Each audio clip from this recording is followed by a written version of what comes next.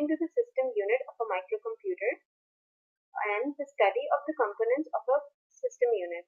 आज हम देखेंगे सिस्टम यूनिट होता क्या है और इसके अंदर क्या क्या कंपोनेंट्स होते हैं। तो सिस्टम यूनिट अक्सर आपके कंप्यूटर्स में ऐसा एक रेक्टेंगुलर शेप बॉक्स की तरह से होता है जिसके अलग अलग पार्ट्स होते हैं। सीडी डालने की जगह आपका सीडी रोम ड्राइव, आपकी फ्लॉपी डिस्क, आपका पावर बटन, आपका रीसेट बटन। इसके अलावा उसकी जो बैक साइड पे होती हैं आपका सप्लाई फैन होता है, mouse port, keyboard, USB port, video port. इसके अलावा और काफी सारे एक्सटेंशन जिनके बारे में आज हम पढ़ेंगे। तो पहली चीज हमारे सिस्टम यूनिट में जो होती है पावर सप्लाई। तो power supply provides electrical supply to all components. ये हमारे 22 वोल्ट जो हमें नॉर्मली एसी सप्लाई से मिलते हैं उसे कन्वर्ट करता है 5 to 12 वोल्ट्स में, जो कि एक डीसी सप्लाई में कन्वर्ट हो जाते हैं। और क्योंकि इतनी ज़्यादा इलेक्ट्रिसिटी बना रहा होता है हमारा पावर सप्लाई, तो उसे एक फैन की ज़रूरत होती है क्योंकि ओवर हीटिंग बहुत ज़्यादा हो जाती है। तो ओवर हीटिंग को प्रिवेंट करने के लिए एक फैन भी उसके साथ अटैच होता है। फिर हमारा सेकेंड कंपोनेंट होता है हमारा मदरबोर्ड, जिसके बारे में हम पहले पढ़ भी चुके हैं थोड़ा बहुत। मदरबोर्ड को सिस्टम या लॉजिक बोर्ड भी कहा जाता है। मदरबोर्ड होता है एक electronic circuit board containing CPU, memory and other electronic components। तो एक बोर्ड होता है जिसके अंदर आपका CPU, आपकी मेमोरी और बाकी कुछ इलेक्ट्रॉनिक कंपोनेंट्स या इलेक्ट्रॉनिक सर्किट मौजूद होते हैं। CPU और मेमोरी आपकी चिप्स पे मौजूद होते हैं। चिप्स को हम इंटीग्रेटेड सर्किट भी कहते हैं या सेमीकंडक्टर भी कहते हैं। चिप्स बनती इस तरह से हैं कि सर्किट्स अटैच होते हैं छोटे से रेक्टेंगल सिलिकॉन के ऊपर, और एक्सपेंशन स्लॉट्स होते हैं मदरबोर्ड के अंदर, जिसके बारे में हम आगे जाके और देखेंगे। इसके बाद हम आते हैं अपने माइक्रो प्रोसेसर पे, जिसे हम सीपीयू कहते हैं। हमारा जो माइक्रो प्रोसेसर होता है उसके 4 मेन फीचर्स होते हैं। पहला फीचर उसका जो होता है वो होता है रजिस्टर्स एंड वर्ड साइज। अब रजिस्टर्स टेम्पररी स्टोरेज होते हैं। हमें पता है कि रैम जो हमारी एक मेमोरी है वो भी एक स्टोरेज है और सीपीयू के अंदर भी मेमोरी होती है। तो हमें रजिस्टर्स की जरूरत क्यों होती है? तो रजिस्टर्स जो हैं वो सीपीयू और रैम के बीच में अक्सर काम करते हैं ताकि हम टाइम बचा सकें अपने कंप्यूटर का और काम जल्दी हो सके। तो रजिस्टर्स इस तरह से R1 R2 के नाम से सेव हुए थे, जिसमें एक इंस्ट्रक्शन एक रजिस्टर के अंदर सेव हुई होती है जो बस के जरिए रैम से सीपीयू में जाती है और फिर सीपीयू से डेटा वापस रैम में चला जाता है। वर्ड साइज होता है हमारी कैपेसिटी ऑफ अ रजिस्टर, यानी रजिस्टर का क्या साइज है वो हमारा वर्ड साइज होता है। अगर रजिस्टर का साइज 8 बिट है तो इसका मतलब है कि 8 बिट एक वर्ड के बराबर है। तो एक वक्त में 8 बिट्स हम रैम से सीपीयू में भेज सकते हैं या सीपीयू से वापस रैम में भेज सकते हैं। जितना बड़ा हमारा वर्ड साइज होगा उतनी जल्दी हम अपनी डेटा को प्रोसेस कर सकेंगे, उतनी जल्दी हमारा काम हो सकेगा। सेकेंड चीज हमारी आ जाती है बस एंड बस विड्थ। बस होती है electronic pathway that connect CPU parts with each other. ये हमने बनाया है इसका। यहाँ पे भी हमने देखा ये हमारा सीपीयू एक कंपोनेंट है, दूसरा कंपोनेंट हमारा रैम है और ये कनेक्टेड है एक बस से। बस सिंपली हमारे एक सड़क की तरह से होता है जो रास्ता देता है। बस की अलग अलग किस्में होती हैं, उनमें आता है डेटा बस, एड्रेस बस और कंट्रोल बस। डेटा बस के अंदर डेटा होती है, एड्रेस बस के अंदर एड्रेसेस होते हैं मेमोरी के, और कंट्रोल बस के बारे में हम आगे पढ़ेंगे। बस विड्थ जो होती है वो होती है डेटा कैरिंग कैपेसिटी, यानी कि एक वक्त में बस हमारा कितनी डेटा को कैरी कर सकता है। तो जितनी ज्यादा बस विड्थ होगी उतनी ही फास्टर कंप्यूटर परफॉर्म करेगा।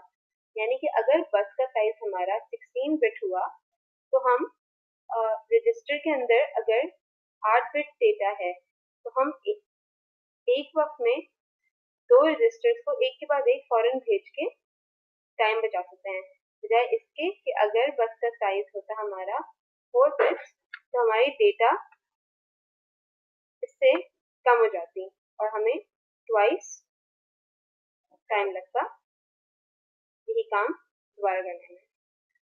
फिर हमारी तीसरी चीज आ जाती है हमारी क्लॉक। क्लॉक होती है हमारे कंप्यूटर की जो फास्ट और स्लो जितने ऑपरेशन होते हैं उन्हें कंट्रोल करती है। तो क्लॉक पे डिपेंड करता है कि हम कितना काम कितने वक्त में कर रहे हैं। क्लॉक स्पीड जो होती है वो मेगाहर्ट्ज में या गीगाहर्ट्ज में यूनिट से मेजर की जाती है, और एक क्लॉक साइकिल जिसे कहते हैं हम, उसमें हमारा एक टास्क परफॉर्म हो जाता है कंप्यूटर की तरफ से। तो अगर हम एक मेगाहर्ट्ज की बात करें तो एक मेगाहर्ट्ज में 1 मिलियन साइकिल्स होते हैं, यानी कि 1 मिलियन साइकिल्स एक सेकंड में कंप्यूटर पूरे कर लेता है। और अगर गीगाहर्ट्ज की बात हो रही हो तो 1 बिलियन साइकिल्स एक सेकंड में कंप्यूटर के पूरे हो जाते हैं, और एक साइकिल के अंदर कंप्यूटर के हमारा एक पूरा इंस्ट्रक्शन कंप्लीट हो जाता है। जो चौथा पार्ट होता है माइक्रो प्रोसेसर का वो होता है को प्रोसेसर्स। को प्रोसेसर्स होते हैं assistant to the actual CPU. जो आपका असली सीपीयू होता है, माइक्रो प्रोसेसर्स होते हैं आपके को प्रोसेसर्स, आपके सीपीयू को हेल्प करते हैं ज्यादा अच्छा परफॉर्म करने में। तो ये आपकी एक्चुअल सीपीयू को ज्यादा पावर देते हैं, एक्स्ट्रा बूस्ट दे देते हैं, ताकि आपकी जो मैथ कैलकुलेशंस होती हैं, ये आपकी जो ग्राफिक्स होते हैं जिसमें आप अपना अक्सर वीडियो गेम्स खेलते हैं, इनको ज्यादा अच्छा ज्यादा बेहतर बनाता है। तो ये हमारी 4 फीचर्स हो गए माइक्रो प्रोसेसर के। अगला हमारा जो कंपोनेंट है वो है मेन मेमोरी और रैंडम एक्सेस मेमोरी, हम उसे शॉर्ट फॉर्म में रैम भी कहते हैं। तो रैम की कुछ इम्पोर्टेंट बातें होती हैं जिन्हें अभी हम देखेंगे। रैम हमें प्राइमरी स्टोरेज होती है हमारी, जिसमें हमारा सारा मेन डेटा रखा गया होता है। तो रैम में वो डेटा रखा गया होता है जिससे हम उसी वक्त काम कर रहे होते हैं, यानी कि अगर हम ये प्रोग्राम इस्तेमाल नहीं कर रहे तो ये रैम से चला जाएगा, अगर हम इसको यूज कर रहे होंगे तो ये रैम में मौजूद होगा। दूसरी बात ये होती है कि रैम को वॉलेटाइल मेमोरी कहा जाता है। वॉलेटाइल मेमोरी का मतलब ये होता है कि रैम को चलने के लिए पावर सप्लाई की हर वक्त जरूरत होती है, और जैसे ही ये पावर सप्लाई बंद हो जाएगी तो रैम के अंदर जितनी भी डेटा होती है वो इरेज हो जाती है। यानी कि हमारे रैम के काम करने के लिए हर बार पावर सप्लाई जरूरी है।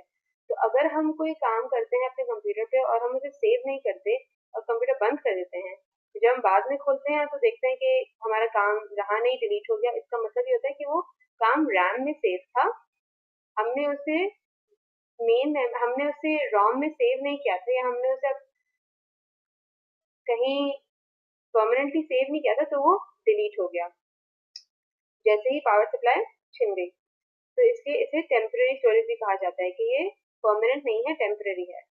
उसके बाद हमें पता चलता है कि कैपेसिटी उसकी हम किलोबाइट में, यानी कि किलोबाइट्स और मेगाबाइट्स में मेजर करते हैं। उसके बाद आता है कि रैम का ज्यादा लार्ज साइज होने से हमें फायदा क्या होता है। तो रैम का लार्ज साइज होने में हमें काफी सारे फायदे हैं। उनमें से पहला तो ये है कि जितना बड़ा हमारे पास रैम होगा उतने बड़े हम लार्ज प्रोग्राम्स को यूज कर सकेंगे और रन कर सकेंगे अपने कंप्यूटर पे। दूसरी बात, हमारा ऑपरेशन टाइम फास्टर हो जाएगा। जितनी ज्यादा हमारे पास मेमोरी होगी उतनी जल्दी हम सीपीयू से इंटरैक्ट करेंगे, उतनी जल्दी हम सीपीयू से बातचीत कर सकेंगे और हमारा काम हो जाएगा। फिर तीसरी चीज आती है कि हमारे पास कोई नया सॉफ्टवेयर आया, नई टेक्नोलॉजी आई, तो हम उसे आराम से जल्दी से इस्तेमाल कर सकते हैं, बजाय इससे कि हमें और मेमोरी लगानी पड़े। चौथी चीज आती है ग्राफिक्स या एनिमेशन में। तो ग्राफिक्स और एनिमेशन बहुत ज्यादा मेमोरी इस्तेमाल करते हैं, उन्हें ज्यादा मेमोरी की क्योंकि जरूरत होती है, तो जितनी बड़ी हमारे पास रैम होगी उतना ज्यादा हम अच्छे ग्राफिक्स बना सकते हैं, मूवीज या एनिमेशन में हमारे काम आ सकता है। पांचवी बात, larger amount of data manipulation. तो जितनी ज्यादा हमारे पास रैम होगी उतनी हम फास्टर ज्यादा अमाउंट ऑफ डेटा को प्रोसेस कर सकेंगे। अब आते हैं अलग किस्म की मेमोरीज पे।